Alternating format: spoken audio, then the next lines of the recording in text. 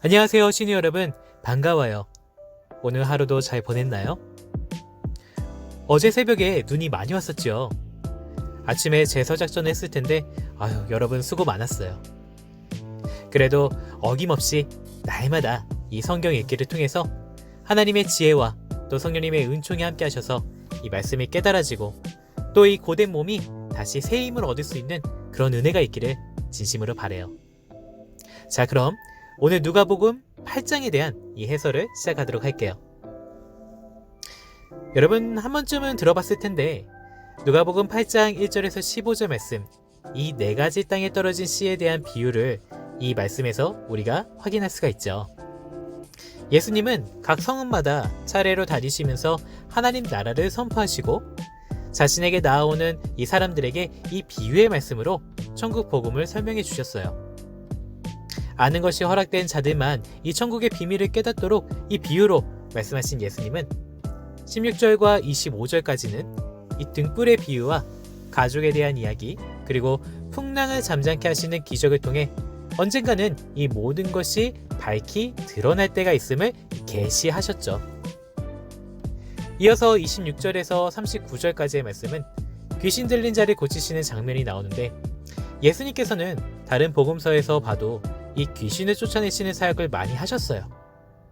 여기서 예수님은 더 많은 귀신들을 제압하시며 이 사탄의 정체를 폭로하시고 하나님 나라의 도래를 알려주고 계시죠.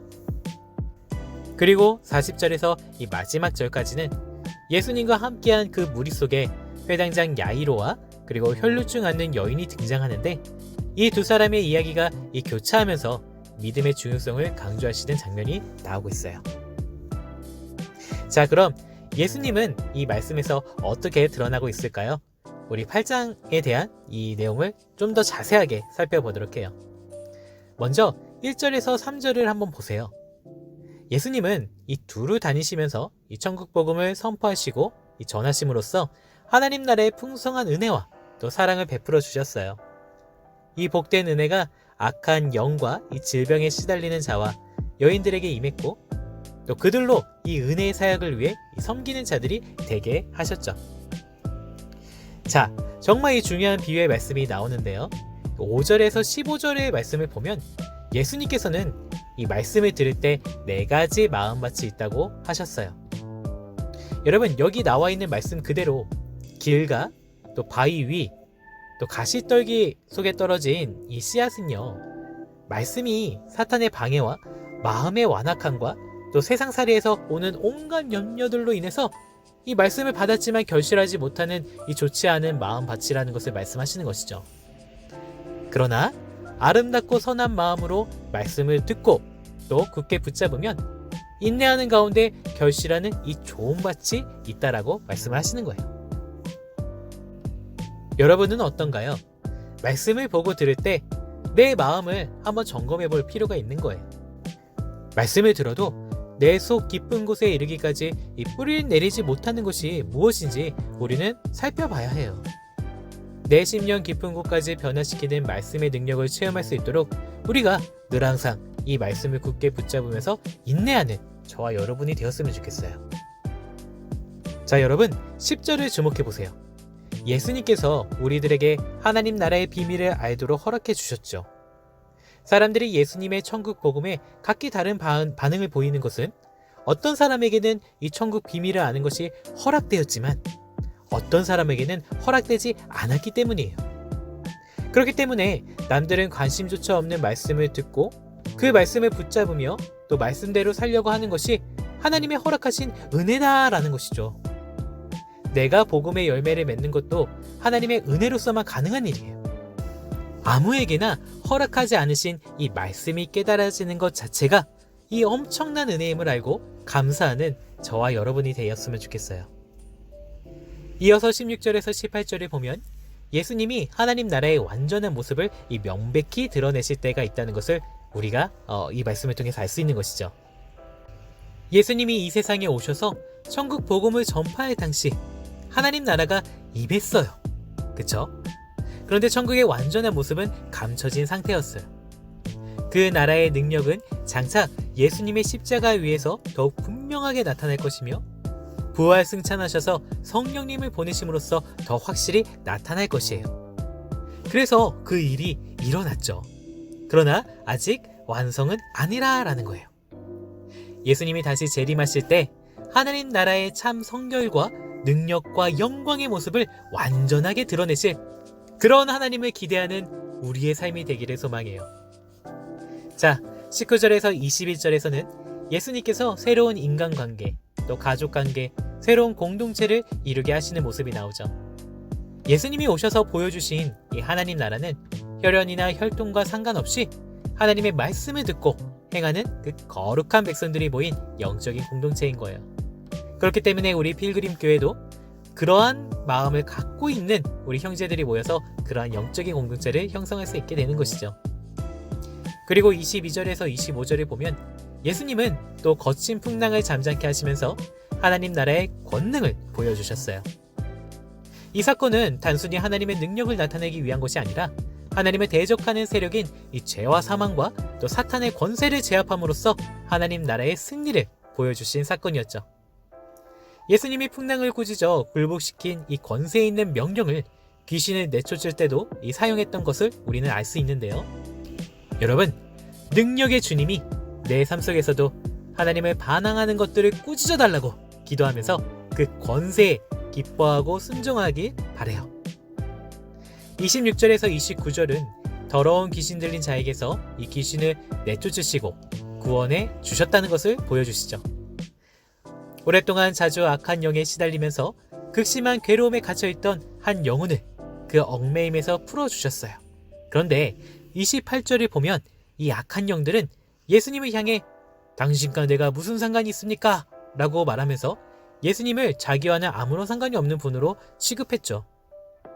오늘 우리도 이 악한 영에 사로잡히면 예수님과 아무런 관계도 맺고 싶지 않을 만큼 이 적대감을 갖게 될 거예요.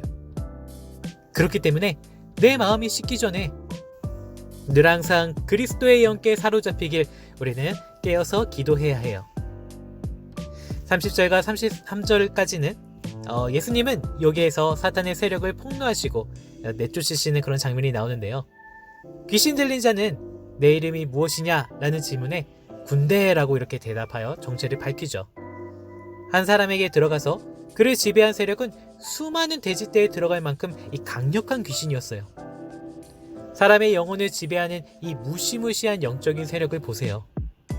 그런데 이러한 세력을 무저갱에 던져 넣으신 그 그리스도의 권세가 얼마나 위대한지 또한 확인해 보세요. 이 말씀을 통해서 우리 주님은 십자가 위에서 사탄의 세력을 무력화하시는 그런 놀라우신 분이라는 것을 우리가 알 수 있는 것이죠. 35절과 36절, 39절에 사람의 힘으로 고칠 수 없었던 사람을 온전하게 고쳐주시고 회복해주시는 예수님을 우리가 볼 수 있어요. 주님이 베풀어 주신 이 구원은 귀신이 가져온 모든 파괴 상태를 역전시키고 새로운 상태로 회복시켜 주신 것이에요. 그리고 그를 본래 자리로 예수님은 되돌려 보내시죠. 여러분, 예수님께로 나아오세요. 예수님, 곧 우리 주님만이 나를 가장 비참한 상태에서 구원해 주실 뿐만 아니라 비로소 소망 가운데 살게 해주시는 유일한 분이심을 꼭 믿어지기를 바라요. 계속해서 41절과 42절은 예수님께서는 사람들에게 존경받는 이 회당장 야이로의 간청을 들으시고 이제 함께 가시는 장면이 나와요. 백부장의 하인을 고쳐주셨을 때처럼 말씀으로도만 그 즉시 고칠 수도 있으셨지만 그 길에서 행하시는 일과 그로 인해 야이로의 믿음을 굳게 하시려고 함께 가신 거예요. 주님이 행하시는 모든 일에 분명한 목적이 있음을 우리는 알 수 있는 것이죠. 그런데 43절과 44절을 보면 갑자기 사람들에게 부정한 자로 멸시당하던 이름 없는 한 여인이 등장하죠. 이 여인은 12해 동안 혈루증을 앓아온 터라 이 가족과 공동체로부터 격리되어 살고 있었어요. 그런데 주님은 존경받는 이 야이로, 그러니까 이 유대인 남자의 필요를 돌아보실 뿐만 아니라 이름도 신분도 밝힐 수 없는 이 비천한 여인도 예수님께서는 돌아보시고 병을 고쳐주셨죠. 45절과 48절까지는 이 여인의 믿음을 공개적으로 사람들에게 말씀하고 계신 예수님의 모습을 볼 수 있어요. 여인에게 나타난 하나님의 능력과 은혜를 드러내시면서 더러운 자를 깨끗게 하시는 이 예수님의 권세를 모든 사람 앞에 알리기 위해서 예수님은 그렇게 말씀하신 것이죠. 51절에서 56절까지 예수님은 죽은 야이로의 딸을 살리시는 표적을 통해 장차 십자가에 부활하셔서 새 생명을 주실 일을 나타내시는 장면이 나와요. 정죄와 죽음의 심판을 의의 기쁨과 생명으로 변화시키시는 주님이 여러분 오늘 내게도 오셔서 울지 말라 아이야 일어나라 라고 말씀하시는데 이 말씀에 우리는 어떻게 반응하고 있나요? 예수님은 절망적인 상황에서도 두려워 말고 믿기만 하라고 말씀을 하셨어요.